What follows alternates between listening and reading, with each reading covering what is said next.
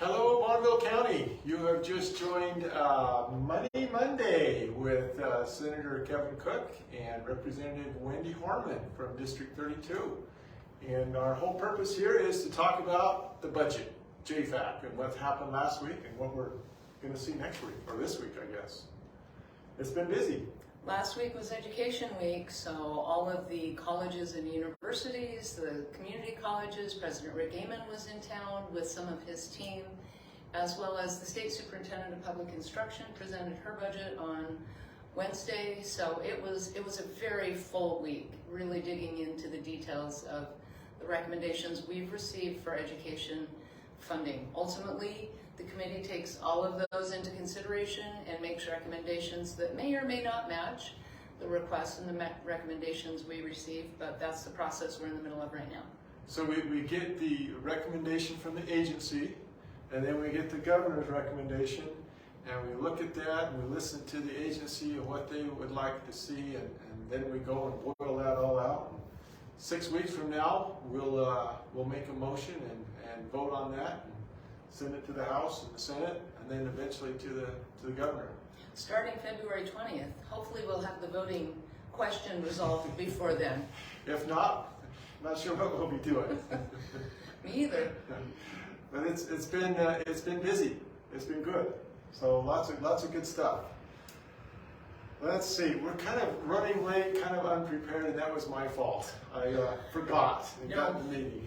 He was up here late, but he's the one who made all the great notes. So I think maybe we can just start with some of the things that have been requested as supplementals. So sometimes funds are requested to be spent in the current year rather than in the next year. Typically, we only do those on an emergency basis if there's an urgent need, or a funding request that not enough money was given to last year, and enrollment increased or the prison population increased or something like that. But lately they've become, because of the very large surplus, different than that. And we'll debate whether or not, we'll see how the committee feels about whether that's a good idea or not. But some of the requests, one of them that I think is very important, and I am working on in the funding formula bill I'm working on, is $20 million one time for school safety and security. That would be for not the latest shiny thing object in the security space, but actually hardware, single point entry, things that we know make a difference in an emergency. Some common sense. Mm-hmm.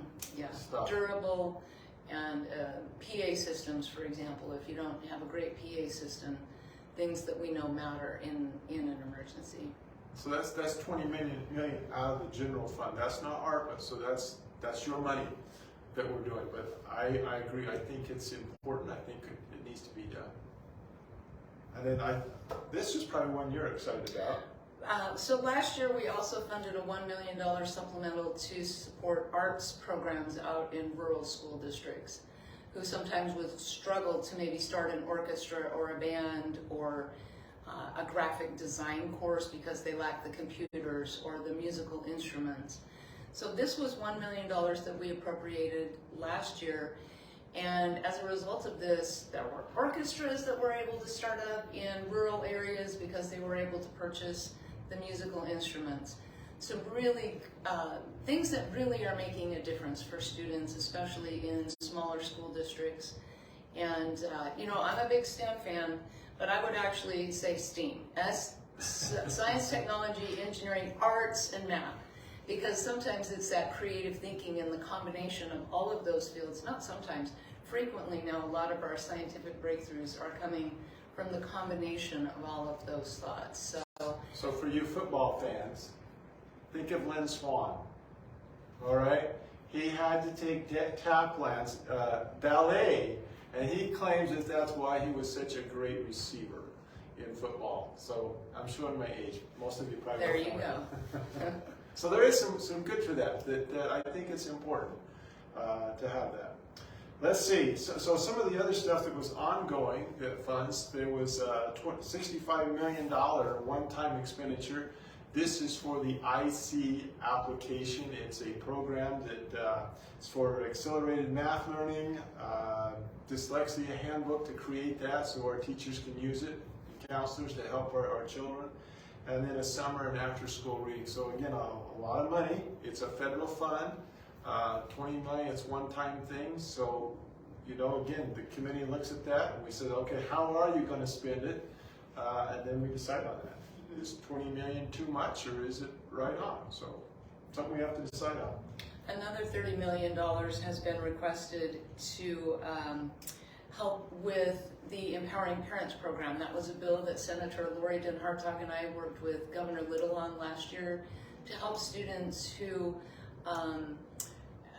whose families may not be able to provide for them things like computers or internet access or tutoring or therapies such as speech therapy or things like that.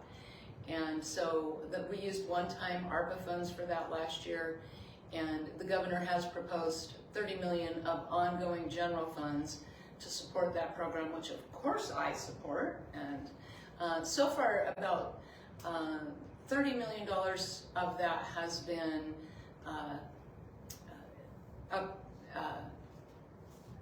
well, I'm not sure the right word, because it's been called for, if you will, but only $7 million has been actually spent. And I just looked at the report on that today. Of that $7 million, most of it has gone for technology uses like computers. Another significant amount has gone towards supporting curriculum and software needs for the students who applied for these grants and received them. I think one or two people must have used it for the cost of a test, because that was $37. And then the rest were going to therapies such as speech therapy, occupational therapy, those types of therapies. I've heard some people are very, very critical of this program, but you know, all programs, there's going to be somebody that figures a way around it, takes advantage of it, does some things they shouldn't have. But for the most part, at least the ones that I have talked to, and I've talked to an awful lot of them as they've called and tried to get around some of the issues and problems they were having, they are using it very wisely. And I think it's a good expense. It's helping our kids or helping our parents get involved with the education of the kids. So I think it's a good thing. And the safeguards are in place to protect against fraud. You have to be approved as a vendor on this list, kind of like Amazon. So it's not like you can just go over to, you know, Staples and buy a computer there. You have to do it through this platform, and so it really does guard it against the fraud problem. Done everything we can to try and stop that, and so it's a good thing. Mm-hmm. You can skip You're- down okay. into colleges and universities, maybe. So as Representative Harmon said, we had all the college presidents here for the universities. I don't know about you, but I was impressed with President Green, U of I. He was just, you could see the love and the emotions that he had for those kids that were murdered up there. That was kind of a moment for, I think, the whole JFAC committee as he talked about that. But he kind of broke up a couple of times, and it was neat to see that a university president, you know, whether you like everything he does or not, but he had some tender feelings towards those kids. Very invested, and I believe a stabilizing force for his institution and his community because of the strength he displayed throughout the whole incident, but definitely in JFAC this week. Yeah. Let's see. So regarding that, the incident up there, so the governor is asking for $1 million to go up there and to help with the security, the investigation, and everything else around it, and to improve security up there. So I think that will be wisely spent. Yeah. Been a significant concern about holding tuition steady from this legislature. For 3 years we've called for that. That's already been happening in most of our community colleges. CEI was the exception. They did raise their tuition this last year, but only up to the amount that the other community colleges in the state are charging between $139 and $141 per credit hour. So still a bargain compared to our universities. And there was a real contrast there. The community colleges were, I think it was President Fisher from CSI said, "The future's so bright, I need to wear sunglasses." And contrasted kind of with the universities who feel they've been starved because of the tuition freeze. And so it's interesting to note, though, that our community colleges serve a lot more students with a lot less money than our universities do. So hopefully the institutions are getting the message that we really do need to focus on cost containment. We can't just keep raising tuition forever and continuing to outprice too many Idaho students from a college education. I think what I really liked is and this is not a jab or against anything of our university colleges, but our community colleges, they seem to be very nimble. They're going out, talking to the business people. What do you need us to teach so we can get you some graduates to go in and work in the workforce? I just really liked how they presented it, the questions, and their whole mannerism. They were there to serve the kids and the people of their community, and you could feel that and see that in their eyes. It was just really neat. I really enjoyed it. Very positive day, yeah. Good people. Let's see. Agricultural research. A lot of the institutions have sub-programs under them, like agricultural research, forest utilization, geological survey. And so we heard graduate medical education.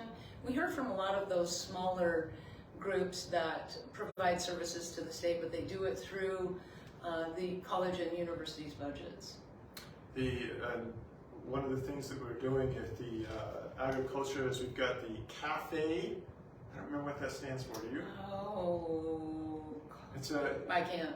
They're researching dairy anyway, something to do with the dairy, and so they're going to create this pretty large dairy in Rupert, and it's there just to figure out and to help our dairymen. And you think, well, why are we doing that? Well, our dairy products are, I think they are second or third in the nation. I think he said, yeah. Third in the nation. And we have more cows in the state of Idaho than we do people. And you can't say that for very many. I think there's only a handful of states that can say that. But anyway, this cafe project was to help our dairymen. And of course, if we're helping our dairymen, we're going to help the whole state of Idaho with the economy because the dairy is a huge part of that. So that's a good thing.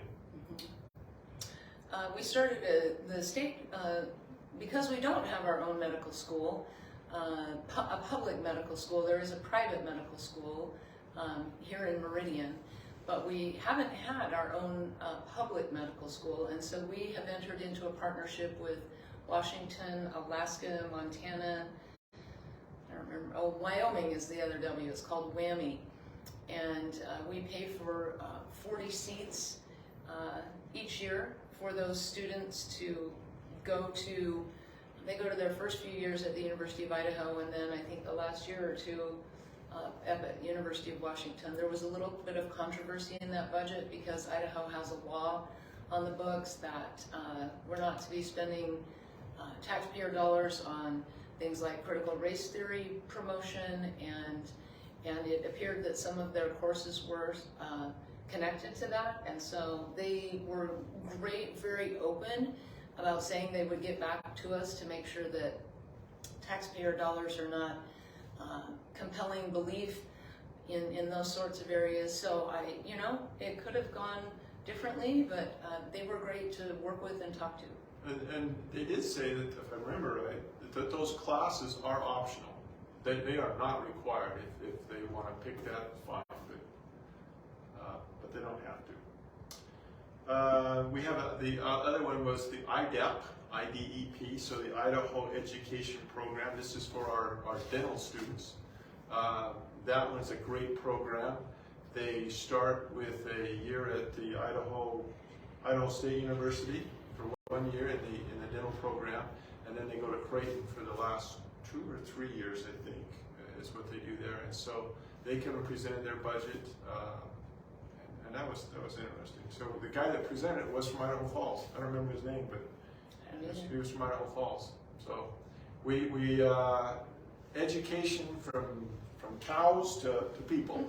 So it was a great week. Yeah. And coming up next week, today was, we heard from the court system and veterans and military. Tomorrow we have more public safety, the Department of Corrections, and then some really big budgets coming up in transportation, and then some natural resource budgets as well coming up. So Lots of money. another very full week. Oh, I forgot, I have that limit set on. Ignore it. The bottom one, yeah. Yeah. Sorry, I have a timer set up so I don't spend my whole day on social media. Guess I haven't spent 30 minutes on it yet today. But I just hit that threshold, so. Anyway, another big week in JFAC. We're working on trying to find a compromise on the voting issue. And then we'll start taking a look at supplementals and start setting budgets on February 20th. Yeah, so supplementals, and then we've got, I just got a letter from you and Chairman Groh about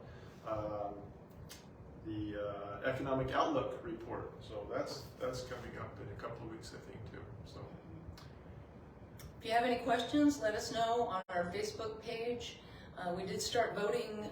We had some bills finally on our floor today to vote on. So we're making some progress on things other than the budget as well. we're busy, very, very busy, but there's not a lot of bills on the floor. I think we passed one last week, but we're doing, at least in the Senate, we're doing a lot of gubernatorial appointments. That's what we've been doing. So anyway, thank you for joining us. We try to do this every Monday at 5 p.m. and I was late. We'll do better. Still between 5 and 5:30. That's right. If we're in that, we're good. So thank you. Have a good evening.